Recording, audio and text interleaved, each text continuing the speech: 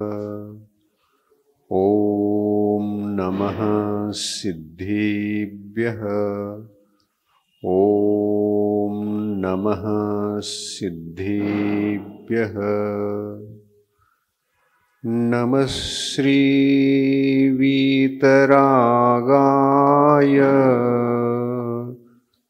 सर्वज्ञाय नमोऽस्तुते। हितोपदेशिने तुभ्यं नमोऽस्तु परमात्मने। नमोऽस्तु परमात्मने। पंच परमेष्टि भगवान की अहिंसा परमो धर्म की संत शिरोमणि आचार्य गुरुवर श्री विद्यासागर जी महाराज की, आचार्य प्रवर श्री समय सागर जी महाराज की,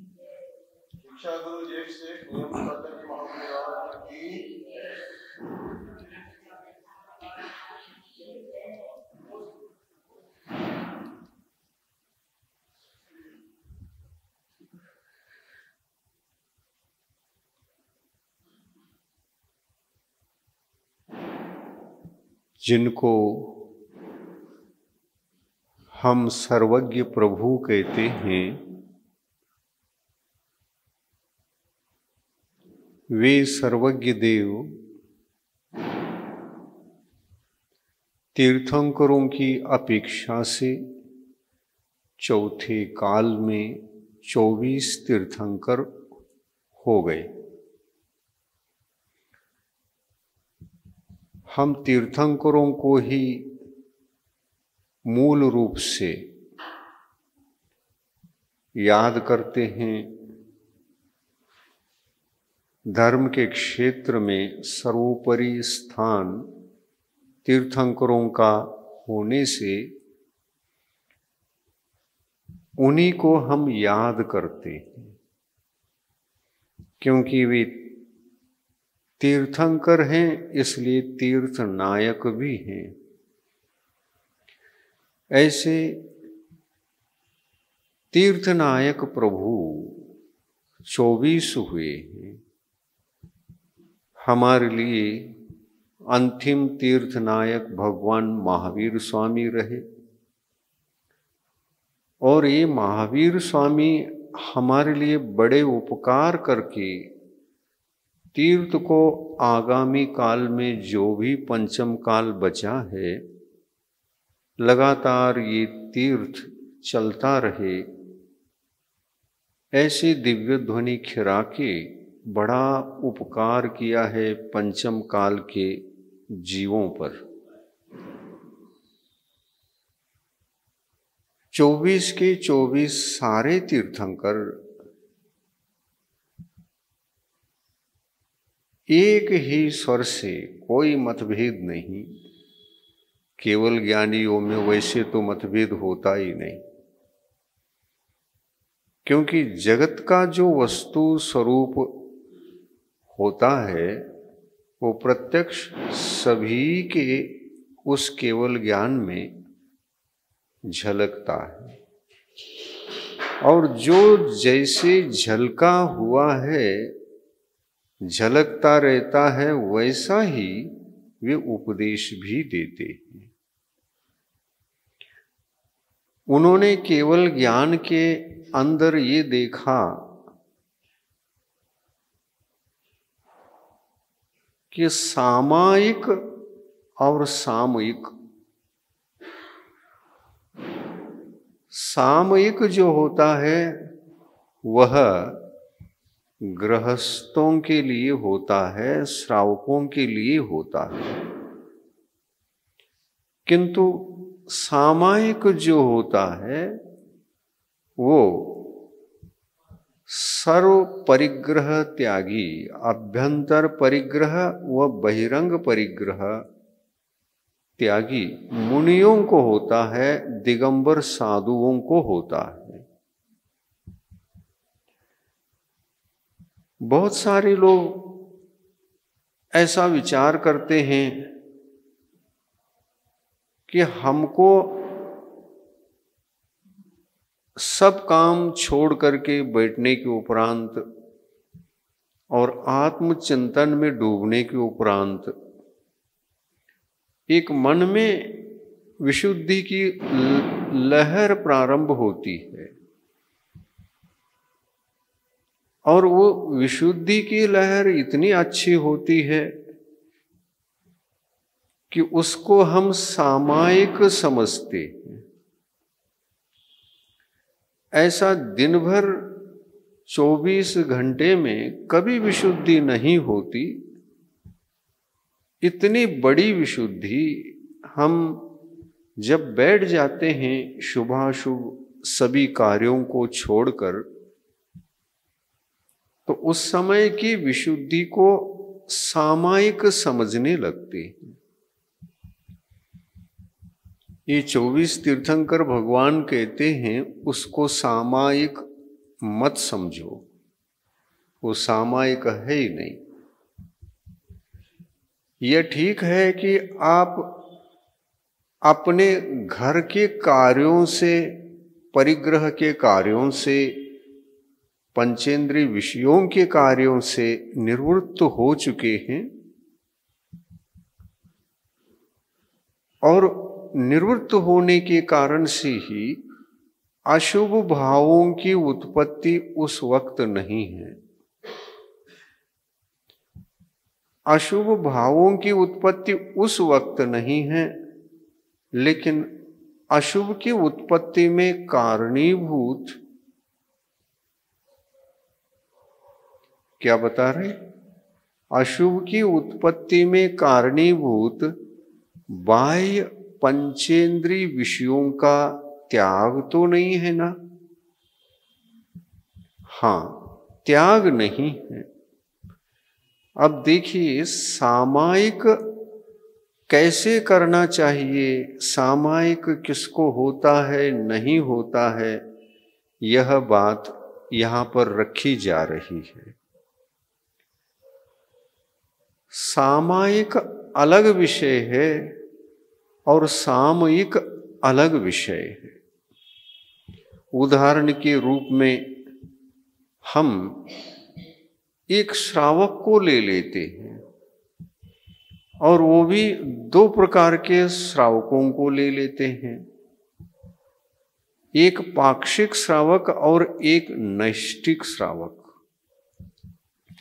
पाक्षिक श्रावक अलग है और नैष्ठिक श्रावक अलग है, और इनके गुणस्थान भी भिन्न भिन्न हैं। पाक्षिक श्रावक का गुणस्थान क्या हो सकता है आपको पता होगा। चौथा गुणस्थान होता है, और नैष्ठिक श्रावक का गुणस्थान कौन सा होता है ये भी पता है। कौन सा गुणस्थान होता है? पांचवा गुणस्थान होता है। चौथे गुणस्थान वर्ती पाक्षिक श्रावक को सम्यक दृष्टि कहा है, परंतु संयमी नहीं कहा। गुणस्थानों के नामानुसार चौथे गुणस्थान का नाम वैसे ही उस आत्मा के योग्य नामकरण है। चौथे गुणस्थान का नाम अविरत सम्यक्त गुणस्थान। अविरत यानी क्या? व्रत बिल्कुल नहीं है, कोई भी व्रत नहीं है, परंतु सम्यक्त्व की रक्षा के लिए जो व्रत आदि चाहिए वो तो है। सम्यक्त्व की रक्षा के व्रत अलग होते हैं और संयम की रक्षा के व्रत अलग होते हैं। जो व्रत संयम की कोटि में आते हैं वहां पर त्याग धर्म प्रारंभ होता है। त्याग धर्म का मतलब परिग्रह का त्याग। यह पंचम गुणस्थान से प्रारंभ होकर त्याग त्याग त्याग त्याग। पंचम गुणस्थान से प्रारंभ होकर बाह्य परिग्रह की त्याग की अपेक्षा पंचम गुणस्थान के उपरांत छठे गुणस्थान में ये त्याग करना समाप्त हो जाता है, क्योंकि छठे गुणस्थान में दिगंबर मुनि आ जाते हैं। पंचम गुणस्थान में नैष्टिक श्रावक आते हैं।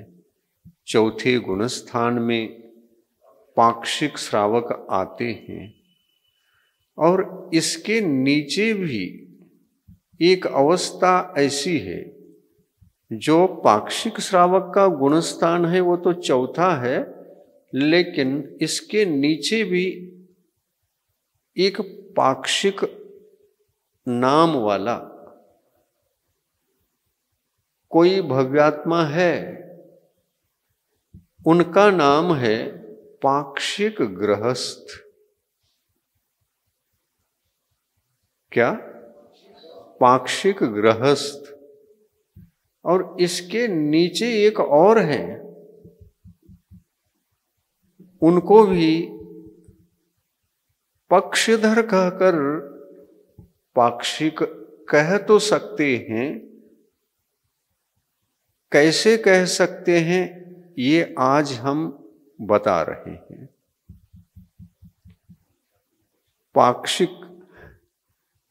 पाक्षिक का मतलब जो पाक्षिक श्रावक कहलाता है, उसकी दो विशेषताएं होती हैं।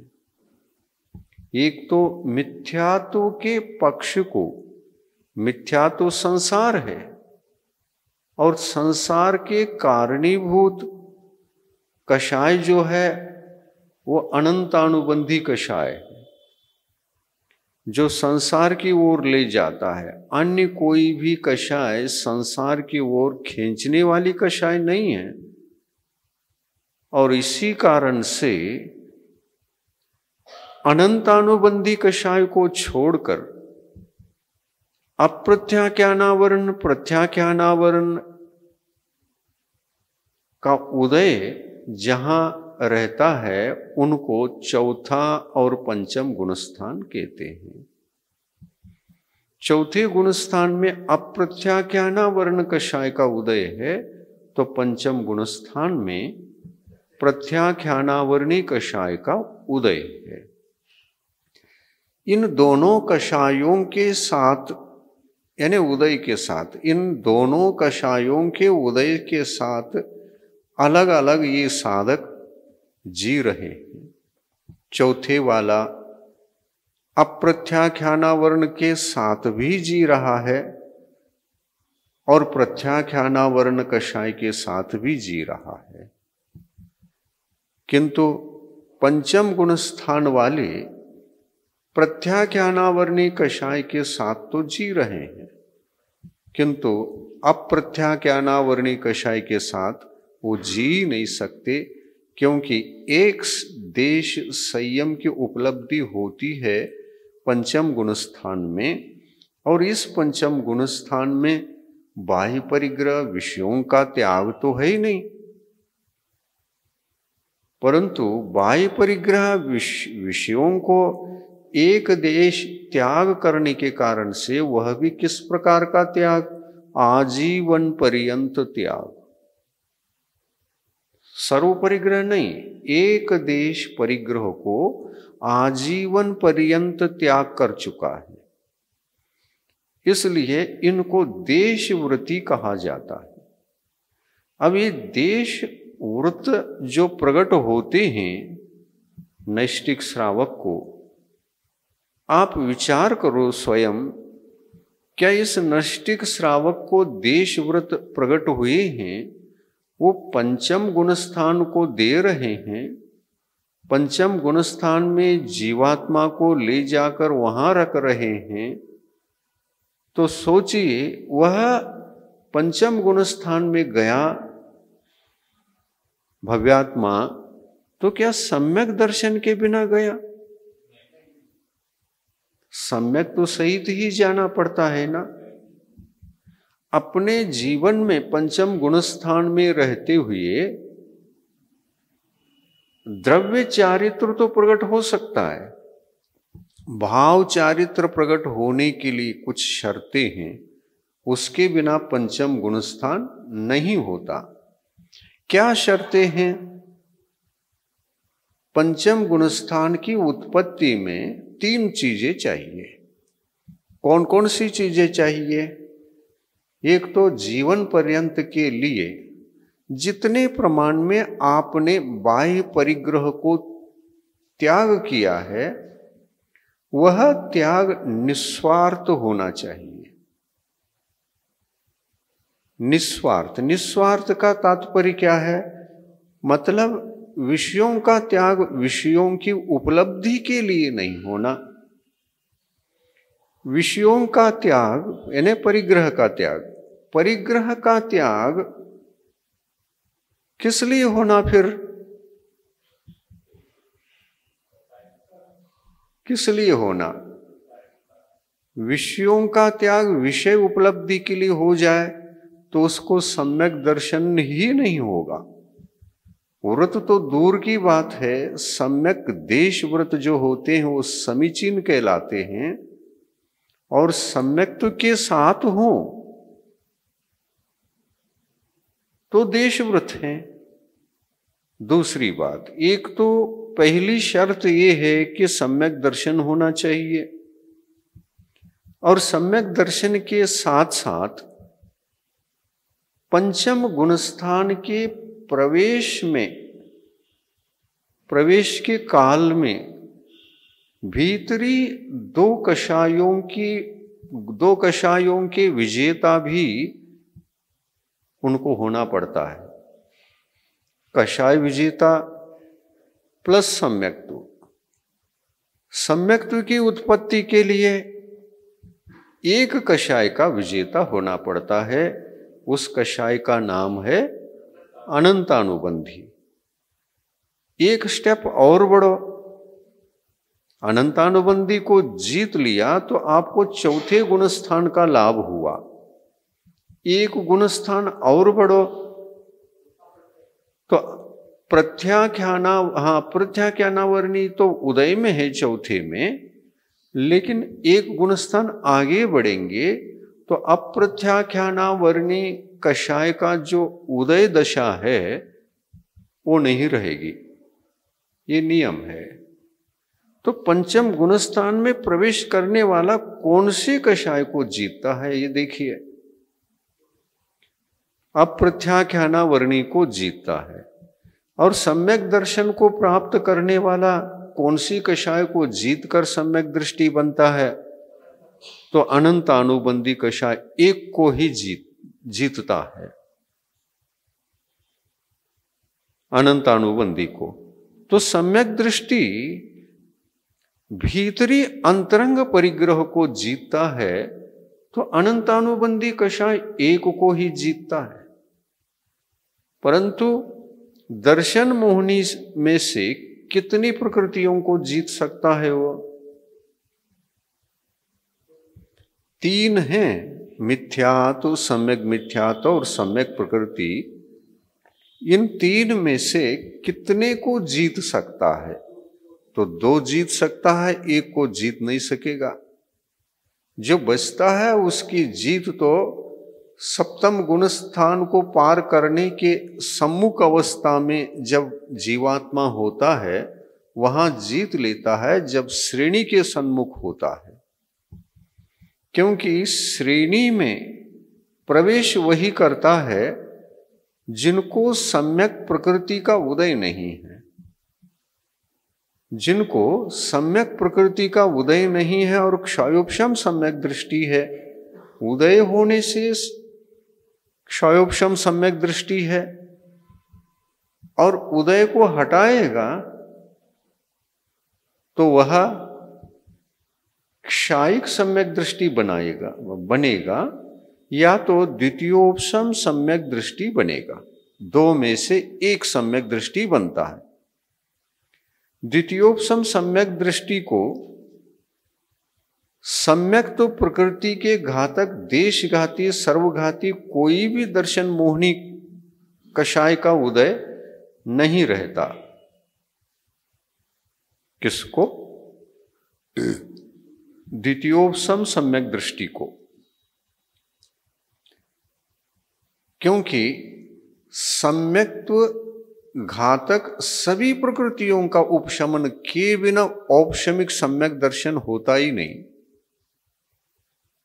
और यदि क्षायिक सम्यक दर्शन को प्राप्त करना चाहते हैं तो कर सकते हैं, किसी भी गुण स्थान में कर सकते हैं। चौथे में भी हो जाएगा, ये पंचम में भी हो जाएगा, छठे सप्तम में भी संभव है।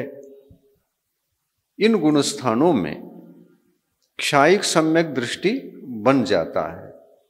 परंतु सप्तम और छठे गुणस्थान में रहने वाले एक दिगंबर मुनि यदि वो भी श्रेणी चढ़ना चाहते हैं और क्षायिक सम्यक्त्व के साथ क्षपक श्रेणी चढ़ना चाहते हैं, तो इनको तो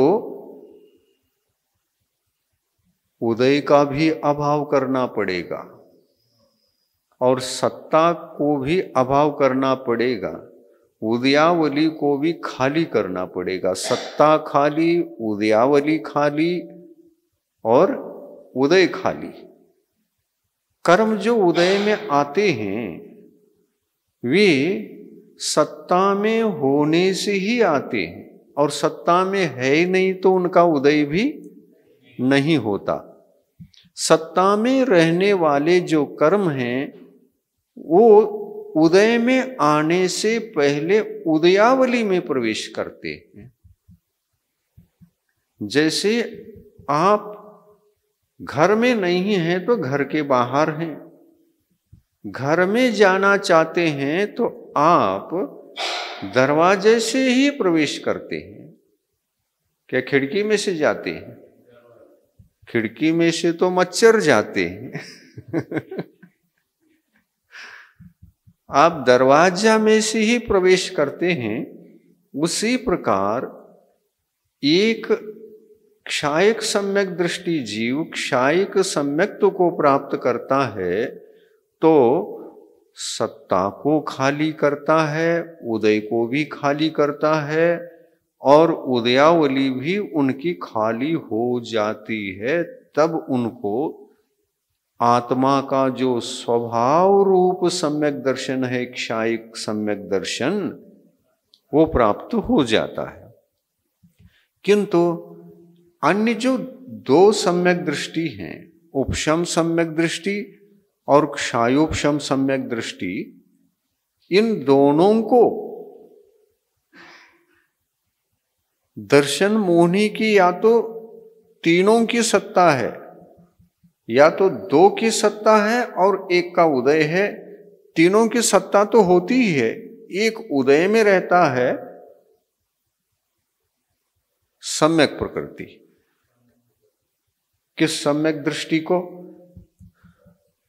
क्षायोपशमिक सम्यक दृष्टि को दर्शन मोहिनी में से एक सम्यक प्रकृति का उदय रहता है और मिथ्यात्व का उपशमन रहता है और सम्यक मिथ्यात्व प्रकृति का भी उपशम रहता है। क्योंकि इनको उपशमन करना ही पड़ता है, क्योंकि ये दोनों प्रकृतियां सर्वघाती कहलाती हैं। सर्वघाती यानी इनके उदय रहते हुए कोई भी जीव सम्यक दृष्टि रह ही नहीं सकता। जो दर्शन मोहिनी कर्म उदय में रहता है और उदय में रहने के कारण से सम्यक दृष्टि नहीं है, हो भी नहीं सकता, ऐसे दो कर्म हैं, एक मिथ्यात्व और एक सम्यक मिथ्यात्व। और एक दर्शन मोहिनी ऐसा भी है जिसका उदय होने पर सम्यक दृष्टि तो बन सकता है, लेकिन सम्यक्त्व उस दर्शन मोहिनी कर्म के वजह से थोड़ा सा कलंकित होता रहता है। सम्यक तो नष्ट नहीं होता, पूर्णतः लेकिन कलंकित होता रहता है का मतलब दोषों से कलंकित होता रहता है। तो ये चीजें अपनी को थोड़ा सा समझना है, क्योंकि आज का मुख्य विषय सामायिक ध्यान और ज्ञान, ये तीनों चीजें समझना है। सामायिक सामायिक मुनियों को होता है और सामूहिक गृहस्थों को होता है। गृहस्थों को सामायिक क्यों नहीं होता? तो कहते हैं गृहस्थ विषय त्यागी नहीं है, परिग्रह त्यागी नहीं है। यदि घर है तो घर ही स्वयं एक परिग्रह है, और घर में रखे हुए चेतन अचेतन सभी वे भी परिग्रह हैं। इनको वह कम तो कर सकता है, लेकिन परिपूर्ण रूप से त्याग नहीं कर सकता। यदि त्याग देगा तो वह दिगंबर मुनि कहलाएगा, और दिगंबर मुनि ही बन जाएगा तो घर में नहीं रहेगा। ऐसा संभव है क्या? सब परिग्रह त्याग दिया और घर में ही मुनि बन करके घर में ही रहते हैं, ऐसा संभव नहीं है ना। क्योंकि विषयों का त्याग करने के उपरांत विषय के बीच में और रहेंगे तो वो संस्कार जाएंगे नहीं, वे संस्कार जा नहीं सकते। लौट लौट कर वही दिखेगा, लौट लौट कर उन्हीं बातों को सुनेंगे। तीर्थंकर भगवंतों ने भी राजमहल जब छोड़ा, राजमहल के छत पर बैठकर दिगंबर दीक्षा नहीं ली। जो संसार विषय सुख होता है, हाँ, तीर्थंकर क्यों त्यागे? ऐसे 12 भावना में पढ़ते हैं ना, हाँ, वैराग्य भावना में, हाँ, वैराग्य भावना में आता है ये। विषय सुख विस्मय है। विष और विषय, इसमें क्या अंतर है? कोई अंतर नहीं। विष कहेंगे तो वह जहर ये अर्थ देता है, और विषय कहेंगे तो विष को त्यागने के बाद जो मिले वह संयम है। और यह जहर एक देश भी त्यागा जाता है और पूर्ण रूप से भी त्यागा जाता है। विषय के साथ संयम का कोई संबंध नहीं। विषय यानी परिग्रह, परिग्रह के साथ संयम का संबंध ही नहीं, संयम जन्म ले ही नहीं सकता। और यदि विषय के साथ संयम प्रकट करना चाहते हैं तो देशव्रत प्रकट हो सकता है, लेकिन देशव्रत के साथ विषय भी है और व्रत भी है। लेकिन असल में जिसको संयम कहते हैं वो संयम विषयों के त्याग से ही प्रकट होता है। संपूर्ण परिग्रह के त्याग से ही प्रकट होगा। 10 परिग्रह, उसमें किसी के प्रति, 10 के प्रति कोई अधिकार स्वामित्व भाव न रखना, स्वामित्व को त्यागना, ये तो भावव्रत कहलाता है। स्वामित्व ने ये मेरे विषय हैं, मैं इनका मालिक हूं, इसको कहते हैं स्वामित्व बुद्धि। और विषय मेरे हैं, मैं इनका स्वामी हूं, ये जब तक उन परिग्रहों के साथ जीवात्मा का संबंध होता है तब तक वह असंयमी कहलाता है। भले ही कम किया हो फिर, लेकिन फिर भी असंयम का संबंध तो रहेगा। जितने प्रमाण में विषय हैं वो असंयम है, और जितने प्रमाण में विषयों को कम किया है वो संयम है। तो इसी को देश संयम कहते हैं, आंशिक संयम कहते हैं, अल्प संयम कहते हैं। लेकिन पूरा ही विषयों को त्याग करेगा तो क्या होगा? सकल संयम आएगा। संयम सकल रूप से हो, सर्व रूप से हो। जीवन को संयम से सर्वोदयी बनाना चाहते हैं तो दिगंबर मुनि ही बनना पड़ेगा, जिसमें विषय त्याग का कोई संबंध नहीं रहता। तो यहां पर इस विषय को लेकर के आपको अच्छी तरह से समझना है। आज का विषय बहुत अच्छी तरह से समझना है। सामायिक और सामयिक, इन दोनों शब्दों का फर्क समझिए।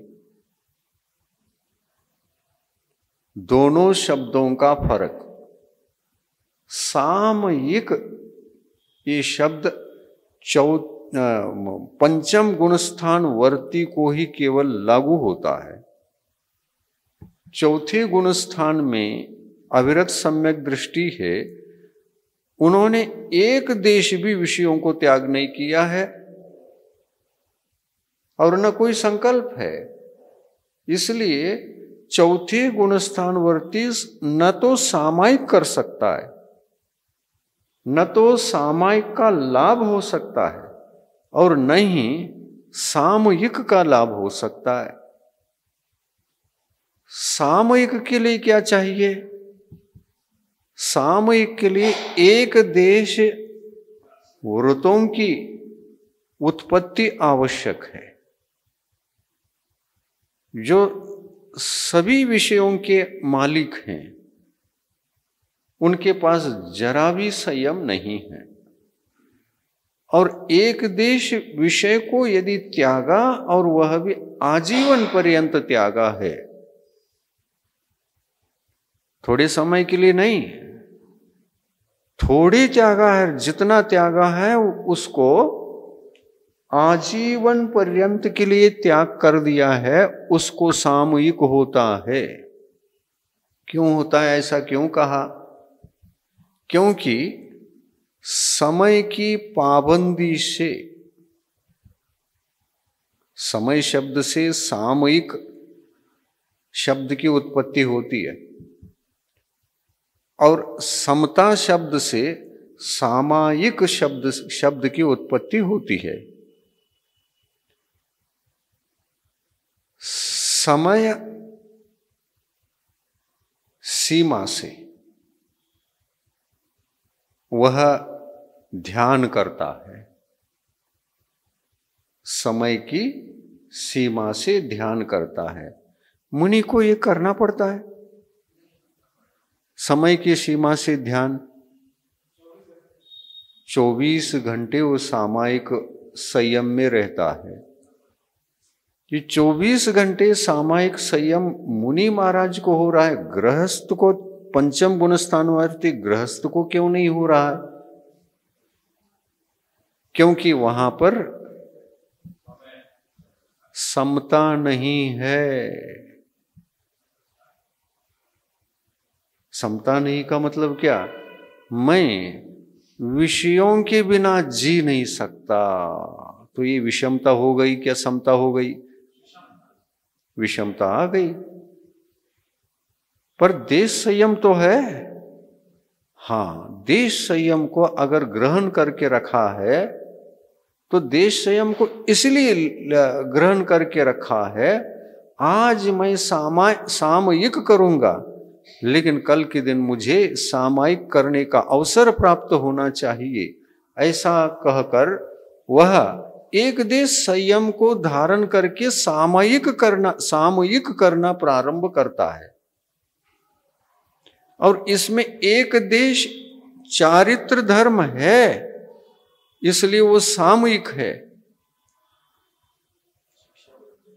शिक्षाव्रत है। ये सामायिक को शिक्षाव्रत कहा क्योंकि शिक्षाव्रत का तात्पर्य ये है वह मुनि बनने का अभ्यास करने वाला श्रावक कहलाता है, और इनको नैष्टिक श्रावक कहा है।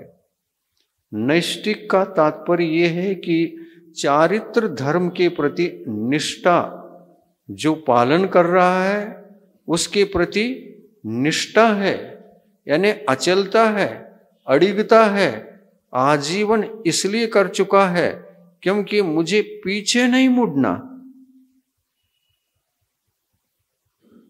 पीछे मुड़ने वाला डावाडोल होता है, पीछे मुड़ने वाला तो फिर एक देश व्रतों को ग्रहण करने के लिए वो तो अभ्यासु है, फिर वास्तव में त्यागी नहीं है, वो अभ्यासु है।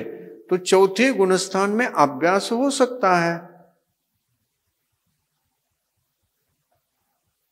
हाँ, वो अभ्यास वाला है, लेकिन अभ्यास वाले देश संयम का ही अभ्यास कर रहा है। मुझे प्रतिमाधारी बनना है, नैष्टिक श्रावक बनना है, इसलिए परिग्रह को मैं थोड़ा थोड़ा त्याग करने का अभ्यास कर रहा हूं। और एक देश व्रत के साथ मैं जी भी सकता हूं क्या नहीं, ये देखने के लिए वो प्रैक्टिस कर रहा है, और प्रैक्टिस करेगा ही करेगा। कौन करता है? ये चौथे गुणस्थान वर्ती प्रैक्टिस कर रहा है। और कर रहा है क्यों? क्योंकि संसार शरीर भोग निर्भिन्न, संसार से, शरीर से, भोग वस्तुओं से, परिग्रह से वो उदासीन हो चुका है। उदासीन का मतलब क्या है? वैराग्य नहीं। जिसको छोड़ नहीं पा रहा है, वो उसी में जीना पड़ रहा है, तो उसको वैराग्य नहीं कहते। वैराग्य तो बाद में उत्पन्न होता है। बड़े बड़े तीर्थंकर भी जब तक वे गृहस्थ अवस्था में रहे तो वैराग्य था क्या? उदासीनता थी। तीर्थंकरों को उदासीनता थी। उदासीन का तात्पर्य अपने पुण्य के उदय से जो भी विषय हमें उपलब्ध हो रहे हैं, परिग्रह इकट्ठा हो रहा है, उसमें संतोष वृत्ति को धारण करने का नाम उदासीनता है। संतोष वृत्ति कहो, उदासीनता कहो, एक बात है। और परिग्रह में जहां उदासीनता आ गई तो फिर देशव्रत देखिए कितने हैं। स्थूल अहिंसानुव्रत, स्थूल सत्यानुव्रत, स्थूल अचौर्यानुव्रत, स्थूल ब्रह्मचर्यानुव्रत और स्थूल परिग्रह प्रमाणानुव्रत। ये सब स्थूल स्थूल हैं। किसकी बात कर रहा हूं मैं?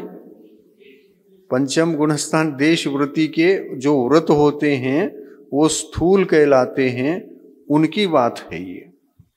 यही स्थूल अनुव्रत मूल गुणव्रत के साथ भी पाए जाते हैं, लेकिन नाम से वही नहीं, उनसे कुछ वो भिन्न होते हैं। हाँ, 8 मूल गुण के माध्यम से वह उदासीनता को तो धारण कर सकता है, वृत्ति नहीं बन सकता। देखिए रहस्य क्या है ये।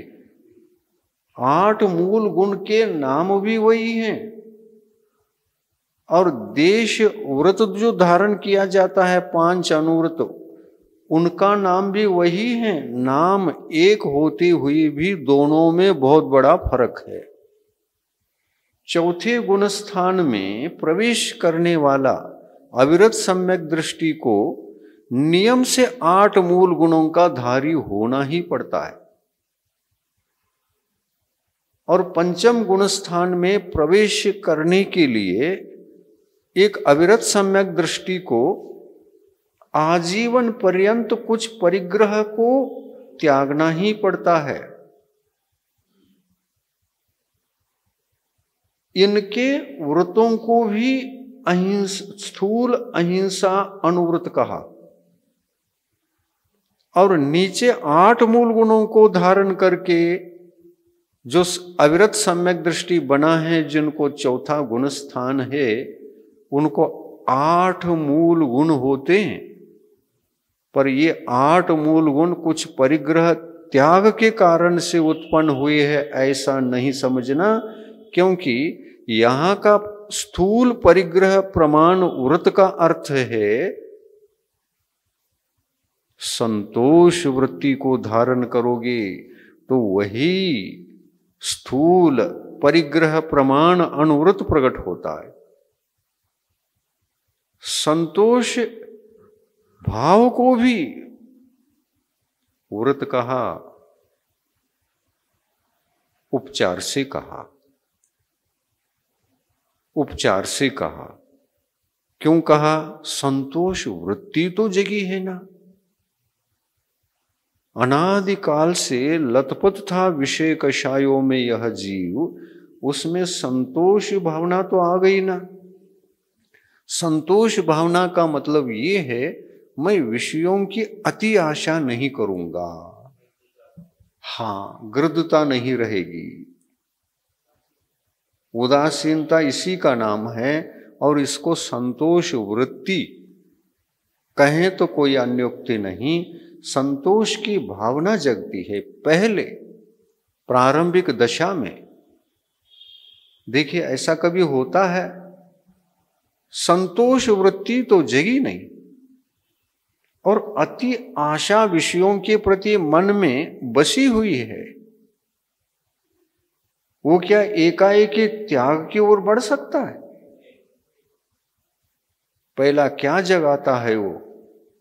संतोष भावना को धारण किए बिना तो वृत्ति बनने के, यानी संयमी बनने के, देश संयमी या सकल संयमी बनने के भाव उत्पन्न हो ही नहीं सकते। हाँ, पहले उदासीनता छा जाती है। क्यों? क्योंकि संसार, शरीर और भोग, ये तीनों मेरे लिए दुखदाई हैं। इनसे तो दुख ही मिलता है। ये समझ में आने के बाद फिर उदासीनता छा जाती है। विषय कैसे दुख के कारण? तो क्या सुख के कारण है? विषय यदि सारे के सारे विषय परिपूर्ण हैं तो आत्म सुख है ही कहां? आत्मा का सुख नहीं है। जो विषयों के त्याग से आत्मा का सुख मिलता है वो पंचम गुण स्थान से स्टार्ट होता है। वहां आंशिक आत्मा का सुख मिलता है, चारित्र धर्म संबंधी। और चारित्र धर्म ही सुख है, सम्यक दर्शन भी सुख है,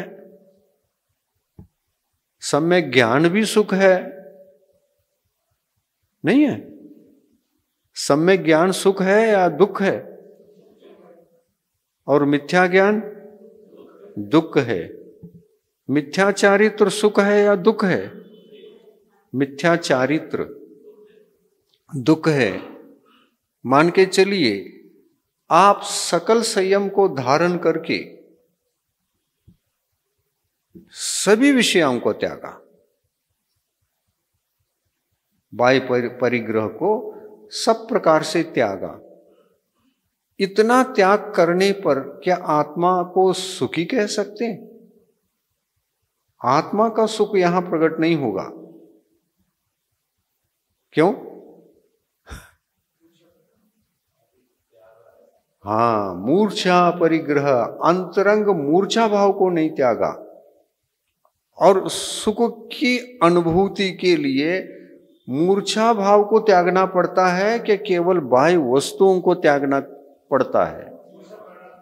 मूर्छा परिणामों को त्यागना पड़ता है। ये अकाट्य सिद्धांत है। जैन धर्म में अकाट्य सिद्धांत यही है कि मूर्छा भाव को नहीं छोड़ोगे तो भाववृतों की उत्पत्ति नहीं होगी, जो आत्मा के लिए सुख के कारणीभूत हैं। उन भाववृतों की उत्पत्ति नहीं होगी। और ये मूर्छा भाव क्या चीज है? तो कषाय है। कषाय, संयम घाती जितने भी कषाय हैं वे सारे के सारे मूर्छा भाव को ही उत्पन्न करा सकते हैं, करते हैं। और ऐसी कषाय कितनी हैं? एक अनंतानुबंधी है, मूर्छा भाव को पैदा करता है, और एक अप्रत्याख्यानावरण है, उससे भी मूर्छा भाव पैदा होता है, और एक प्रत्याख्यानावरणी कषाय, उससे भी मूर्छा भाव होता है। क्योंकि मूर्छा का अर्थ अधिकारी, स्वामित्व, ममत्व नहीं, स्वामित्व। और विषयों के प्रति विषय समझकर, विषय सुख समझ करके कोई ममत्व धारण करेगा तो उसको भी परिग्रह कह सकते हैं। लेकिन विषय की अपेक्षा से बाह्य वस्तुओं पर, बाह्य पदार्थों पर, चेतना चेतन पदार्थों पर क्या एक दिगंबर मुनि विषयों की अपेक्षा से, उन वस्तुओं में विषय भाव की अपेक्षा से स्वामित्व बुद्धि जगा सकता है?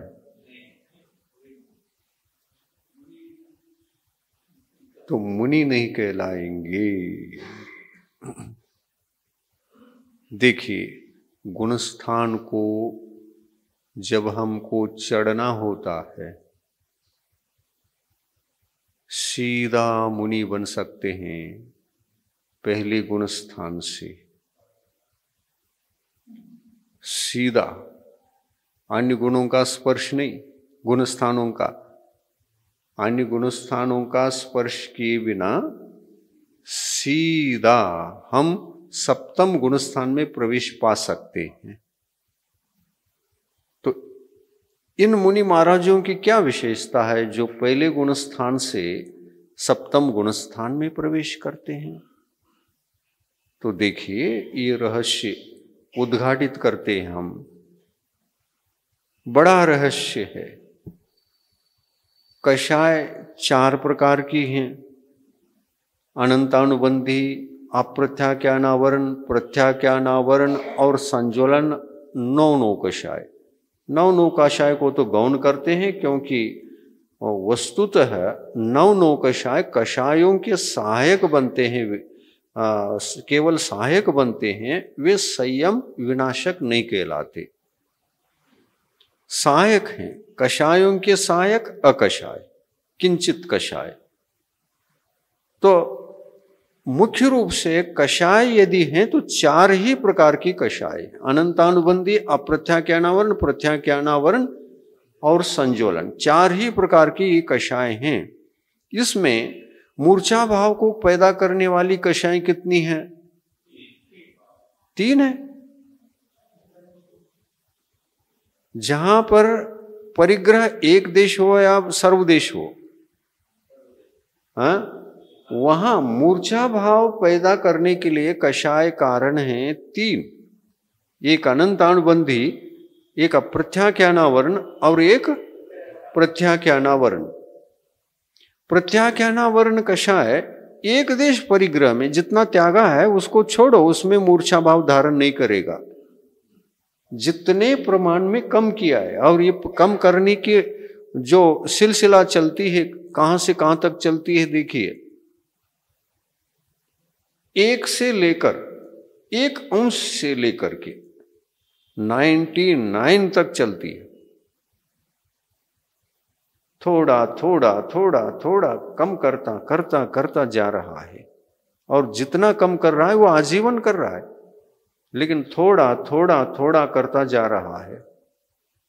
लेकिन जितने प्रमाण भी कर रहा हो उससे मूर्छा भाव छूटता जाता है, लेकिन शेष परिग्रह जो बचता है 99 के नीचे के संख्या में, वहां उतने परिग्रहों में वो मूर्छित रहता है, उसमें अधिकार भाव रहते हैं। अधिकार भाव न भी हो तो भी जो अपने पास नहीं है उनको प्राप्त करने का मूर्छा भाव तो निरंतर चलता है। अपने स्वामित्व में नहीं है, लेकिन स्वामित्व में रखना चाहता है। हाँ, स्वामित्व में रखना चाहता है, अधिकारी बनना चाहता है, क्योंकि मैं विषय के बिना जी नहीं सकता, मुझे कम पड़ रहा है और जीवन जीने के लिए थोड़ा सा और चाहिए। ऐसे थोड़ा थोड़ा थोड़ा और थोड़ा चाहिए और थोड़ा चाहिए, मूर्छा भाव रहेगा कि नहीं रहेगा। विषयों के प्रति अगर भाव विषयोन्मुख हैं तो विषयोन्मुख भाव तो अशुभ ही कहलाते हैं। जैसे आपने दुकान खोली, कोई भी दुकान,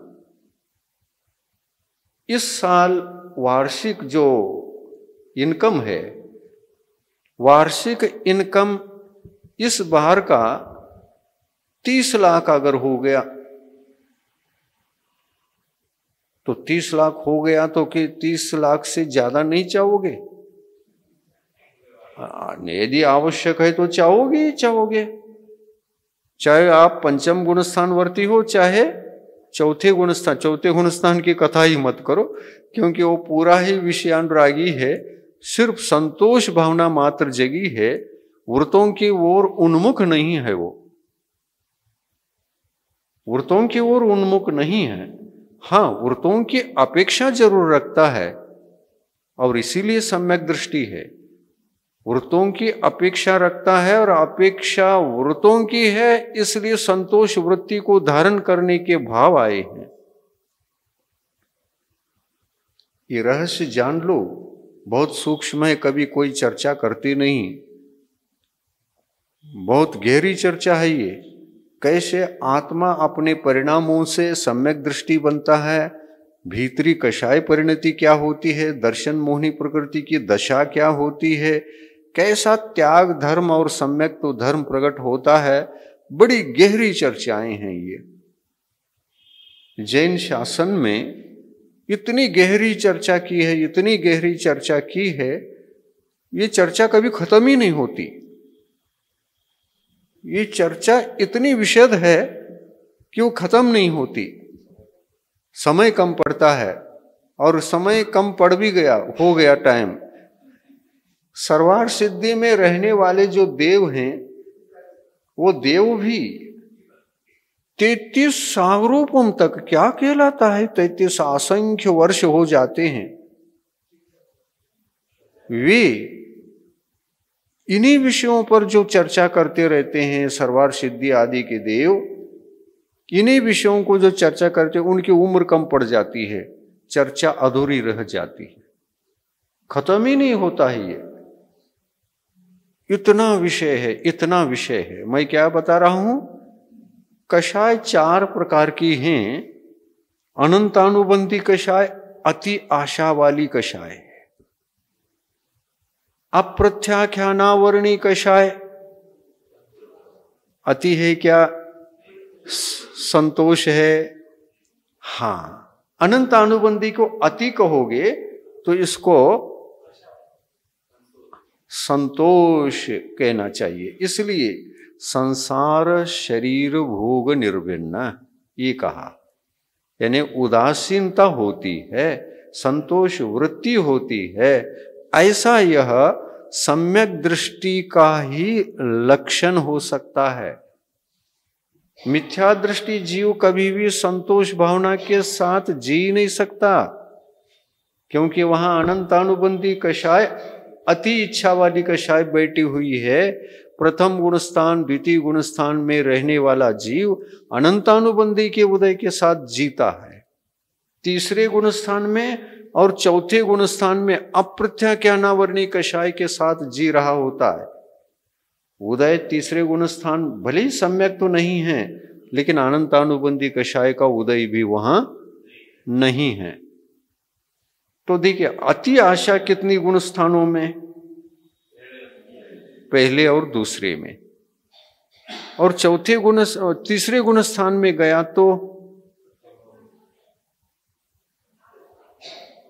तो ये गुणस्थान कषाय प्रधान नहीं है, ये समझ के रखना चाहिए। ये दर्शन मोहनी प्रधानता से इस गुणस्थान का नामकरण होता है, कषाय के नामकरण से नहीं हुआ। दर्शन मोहनी का जो भी प्रकृति उदय में है उसका नामकरण हुआ है मिश्र गुणस्थान। ये कषाय का नाम है या दर्शन मोहनी प्रकृति का नाम है? दर्शन मोहनी प्रकृति का नाम है। कौन सी प्रकृति? वो सम्यक मिथ्यात्व प्रकृति। हाँ, दूसरा गुणस्थान कषाय प्रधान है, पहला गुणस्थान दर्शन मोहनी प्रधान है, मिथ्यात्व गुणस्थान।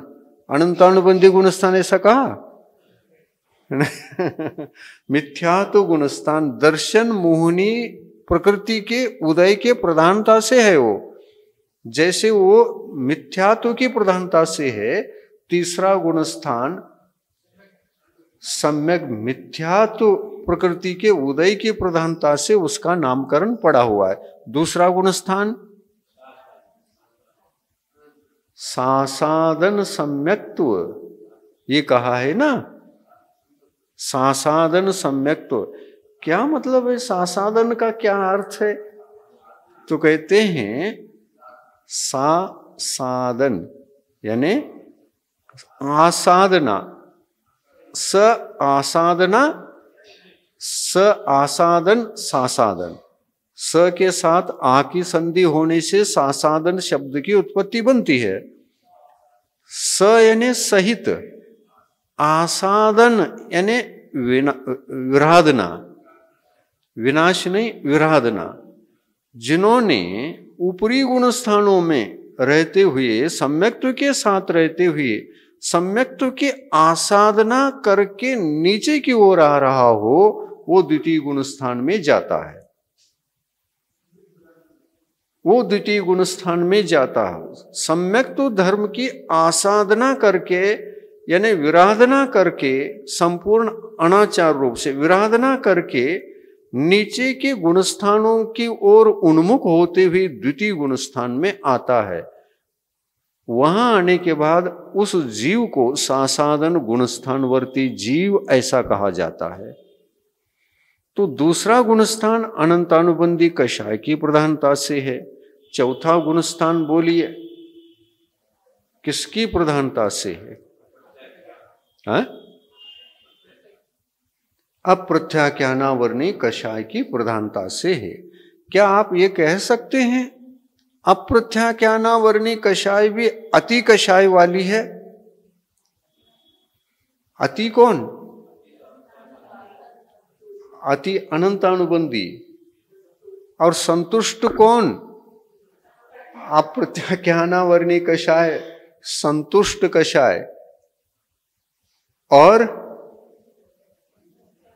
थोड़ा मैं त्याग करूं, त्याग भी धर्म है, चारित्र धर्म है, और ये त्याग के बिना तो कोई जीव आत्म कल्याण नहीं कर सकता, मोक्ष प्राप्त नहीं कर सकता, कर्मों का संवर भी नहीं कर सकता और कर्मों की निर्जरा भी नहीं कर सकता।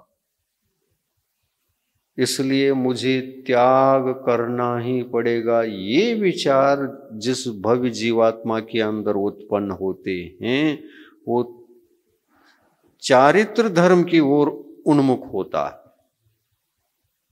कषाय को परित्याग करके चारित्र को ओर जाया जा सकता है, क्योंकि इन सारी कषायों को चारित्र मोहनी प्रकृति कहा है। चारित्र धर्म को जो नाश करते हैं वो चारित्र मोहनी, और सम्यक तो धर्म को जो नाश करते हैं वो दर्शन मोहनी। दर्शन यानी सम्यक दर्शन। दर्शन मोहनी कर्म सम्यक तो धर्म का घातक, और चारित्र मोहनी कर्म संयम धर्म का घातक। इस तरह से दोनों ही अपने अपने क्षेत्र में अलग अलग धर्म को, अपने अपने धर्म को विनाश करने का ठेका लिए हुए होते हैं। मिथ्यात्व का एक ही ठेका, वो दुमुखी नहीं है। अनंतानुबंधित दुमुखी कहा है, लेकिन दो मुखी तो कहा है, लेकिन वास्तविक दृष्टिकोण से देखो तो वह चारित्र धर्म का ही घातक है, क्योंकि चारित्र मोहनी नाम पा रहा है। किंतु उसको दुमुखी क्यों कहा? क्या बड़ा रहस्य, कुछ समझ में नहीं आता। वो सम्यक्तों का भी घातक है और चारित्र धर्म का भी घातक है, ऐसा क्यों कहा? ये बार बार प्रश्न उत्पन्न होता है, लेकिन निरसन नहीं मिल पाता। क्यों कहा? देखिए, उसका उद्घाटित करता हूं मैं। अनंतानुबंधी कषाय का उदय कितने गुण स्थानों में है बताइए? 2 गुण स्थानों में। तो अनंतानुबंधी कषाय का उदय जहां होता है, जितने भी गुण स्थानों में होता है, वहां अन्य कषायों का उदय 4 है ना कषाय। अन्य कषायों का उदय रहते हैं क्या नहीं? हाँ, नियम से रहते हैं। अनंतानुबंधी का उदय है तो सबका उदय रहेगा। अनंतानुबंधी का उदय है तो सभी कषायों का उदय रहेगा। तो पहले गुण स्थान में तो है, तो सभी कषाय है क्या नहीं? है। द्वितीय गुण स्थान में अनंतानुबंधी कषाय का उदय है, सभी कषायों का उदय है क्या नहीं? है। तो अनंतानुबंधी शेष कषायों का मालिक है, राजा है। ये राजा जहां जाएगा, पीछे पीछे से शेष कषायें, वो तो सेना है, वो चलती है सेना पीछे पीछे से। और राजा नहीं है तो सेना निर्बल होने लगती है। अनंतानुबंधी कषाय के पास जितनी शक्ति है, अन्य कषायों के पास चारित्र धर्म को घात करने की शक्ति नहीं है। और सम्यक तो धर्म को तो अंश मात्र में भी घात नहीं करती कोई कषाय, केवल अनंतानुबंधी को छोड़कर। और अनंतानुबंधी कषाय सम्यक तो धर्म को घात करती है, तो कैसे करती है? देखिए, जैन फिलॉसफी है, बहुत गहराई से इसको पकड़ना पड़ेगा। अनंतानुबंधी कषाय सम्यक्तु का भी घातक है ये बताया, और चारित्र का भी घातक। लेकिन वस्तुतः देखिए, अनंतानुबंधी कषाय चारित्र मोहनी कहलाकर कोई संयम को घात करने की योग्यता उसके पास हो, ऐसा बिल्कुल नहीं है, बिल्कुल नहीं है। संयम धर्म को अनंतानुबंधी घात करती ही नहीं,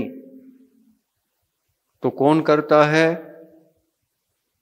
आप सोचिए, अनंतानुबंधी राजा है क्या नहीं? राजा है। उनके साथ प्रजा है क्या नहीं? प्रजा है। वो चारित्र धर्म का घातक है क्या नहीं? है। उनका केवल एक ही काम चारित्र धर्म को घात करना। सम्यक धर्म को तो घात कोई भी नहीं करता, न अप्रत्याख्यानावर्णी, न प्रत्याख्यानावर्णी, न संज्वलन। ये केवल चारित्र धर्म के ही घातक हैं। और अनंतानुबंधी कषाय सम्यक्त्व का भी घातक है और चारित्र का भी घातक है, ऐसे भगवान ने कहा है। तो कहने में कुछ गलती हुई है क्या? नहीं, भगवान कभी भी वस्तु स्वरूप को गलत व्यक्त कर ही नहीं सकते, क्योंकि वो उनका ज्ञान केवल ज्ञान है, सभी रहस्यों को प्रत्यक्ष जानता है। लेकिन इतना गहरा भगवान का ज्ञान पहुंच जाता है, केवल ज्ञान, कि उसके माध्यम से वे जान लेते हैं ये अनंतानुबंधी कषाय किस प्रकार से संयम का घातक है। संयम का घातक किस प्रकार का है और सम्यक्त्व का घातक किस प्रकार का है, ये दोनों अलग अलग बातें हैं। हां, सम्यक्त्व का घातक है ही, लेकिन संयम का घातक कैसा हुआ? और यदि संयम का घातक कहेंगे तो तीसरे गुणस्थान में तो अनंतानुबंधी कषाय नहीं है, उसका उदय है क्या? नहीं है। और अनंतानुबंधी कषाय यदि किसी गुणस्थान में उदय में नहीं है तो वहां संयम प्रकट होना चाहिए। तीसरे गुणस्थान में अप्रत्यज्ञानावर्णी है, और उसके उदय में भी अंश मात्र में भी चारित्र धर्म प्रकट नहीं होता। और अनंतानुबंधी कषाय का उदय तीसरे गुणस्थान में है ही नहीं, अप्रत्यज्ञानावर्णी कषाय का उदय है, तो तीसरे गुणस्थान में अप्रत्यज्ञानावर्णी कषाय संयम का घातक है, ये कह सकते हैं। चौथे गुणस्थान में भी चारित्र धर्म का घातक अप्रत्यज्ञानावर्णी कषाय है, ये कह सकते हैं। बिल्कुल दोनों गुणस्थानों में कह सकते हैं। किंतु अनंतानुबंधी कषाय संयम का घातक किस तरह से हुआ? अगर हुआ तो अनंतानुबंधी का तो अभाव है तीसरे गुणस्थान में, तो वहां संयम धर्म प्रकट क्यों नहीं हुआ?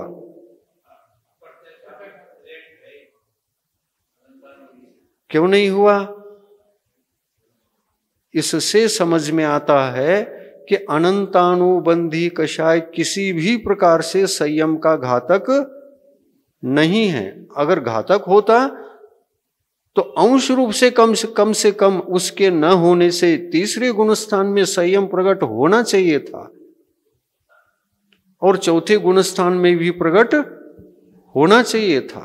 इन दोनों गुणस्थानों में संयम अंश मात्र में भी प्रकट नहीं हुआ, तो अनंतानुबंधी कषाय संयम का घातक है, ये कैसे कहें हम? लेकिन कहा है भगवान ने, क्योंकि भगवान की दृष्टि बहुत गहरी होती है। जैन दर्शन को समझना इतना आसानी से समझ में नहीं आता। भगवान के केवल ज्ञान के मर्म तक क्या कहा उन्होंने, किस कारण से कहा होगा, उसका चिंतन मनन करेंगे तो पकड़ में आता है, नहीं तो पकड़ में ही नहीं आता और शंका बनी रहती है।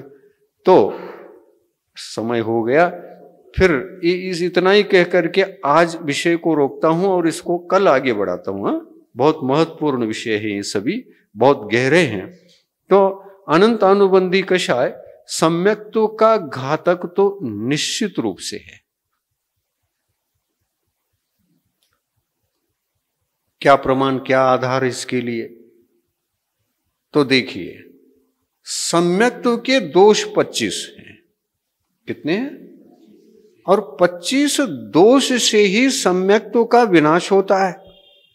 सम्यक्त्व धर्म का अगर घात होता है तो 25 दोषों से होता है। तो 25 दोषों में 8 मद भी हैं, 8 शंकादि दोष भी हैं। तो इनको दृष्टि में रखकर विचार करेंगे तो पता चलेगा आपको, जो शंकादि 8 दोष हैं, शंका ये दर्शन मोहिनी के उदय से हो सकती है। शंका, संशय, विश्वास नहीं होता है ना, ऐसे परिणामों के लिए जीवात्मा के अंदर के परिणाम जो संशय रूप होते हैं, वे कषाय के कारण से नहीं होते। हाँ, विपरीत मान्यता के वजह से होते, संशय पैदा होता है। ये ऐसा है कि भ्रमित रहता है ना, लेकिन कषाय से भ्रमित होने का सवाल नहीं उठता।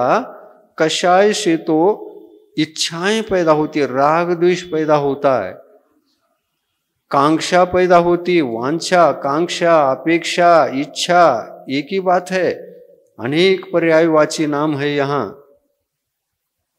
तो अनंतानुबंधी कषाय के उदय से रागादि भाव मात्र होते हैं, संशय आदि नहीं होते। संशय होगा तो मिथ्या तो प्रकृति के उदय से होगा, संशय होगा सम्यक मिथ्यात्व के उदय से होगा, मिश्र प्रकृति के उदय से होगा। क्योंकि ऐसा मिश्र धर्म ये है कि ये है, हाँ ये भी हो सकता है, ये भी हो सकता है, दोनों हो सकते हैं। तो ये सम्यक मिथ्यात्व हुआ, इससे सम्यक्त्व का घात होता है। तो दर्शन मोहनी प्रकृतियां सम्यक्त्व के घातक सर्वथा हैं, ये चारित्र धर्म के घातक है ही नहीं, सर्वथा सम्यक धर्म के घातक, सम्यक्त्व धर्म के घातक। और ये अनंत अनुबंधी दोमुखी कहा है भगवान ने। इसको दोमुखी क्यों कहा? चारित्र धर्म का भी नाश करता है, तो कौन सा चारित्र ये विचारनी है। तो चारित्र धर्म के विनाशक कषायें, एक तो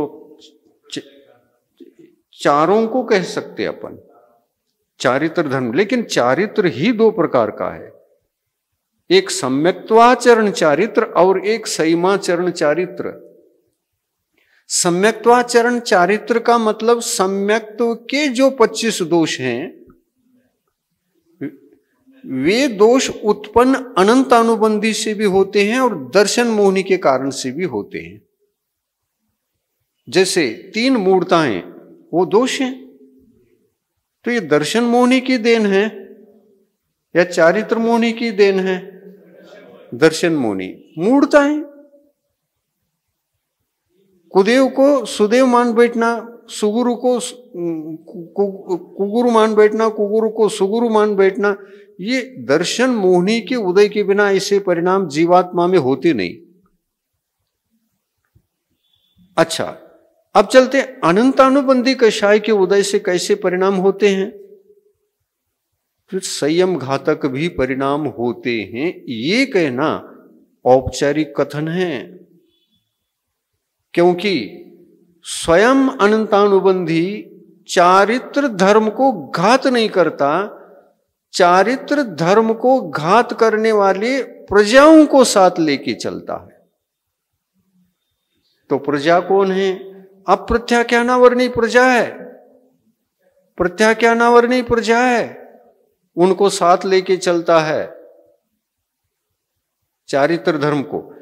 और यदि देश संयम की भावना कोई भाता है भव्यात्मा, तो अनंतानुबंधी कषाय कहती है देश संयम की ओर ही जाने लग जाए तो रोक के रखना, तुम प्रजा हो मेरी, मैं जो कहता हूं वो करते रहना।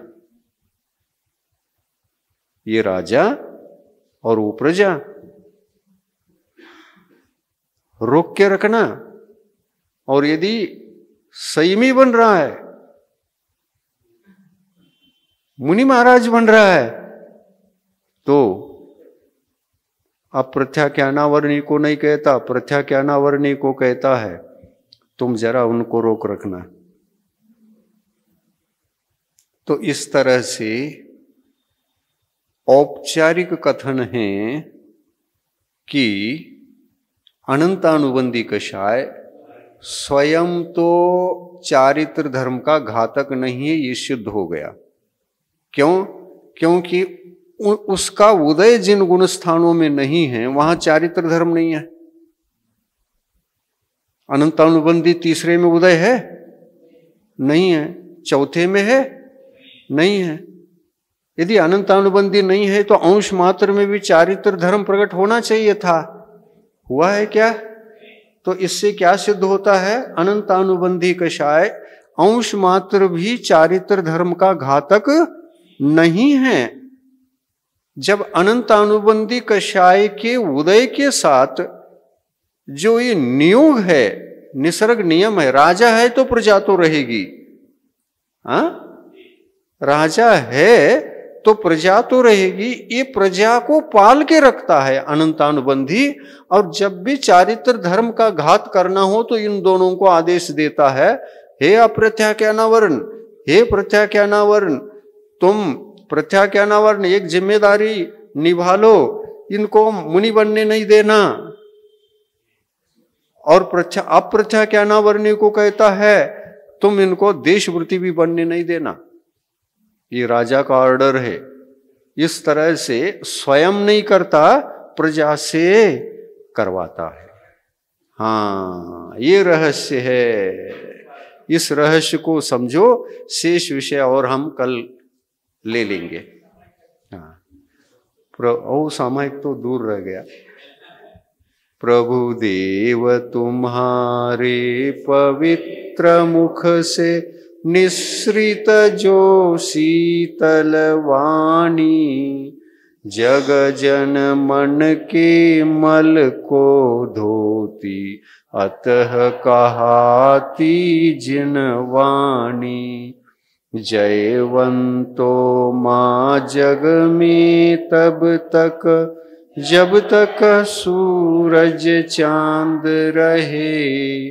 शीश नवाते कर्म हरो माँ, अब तक हम विषयांध रहे। अब हम ना विषयांध रहे।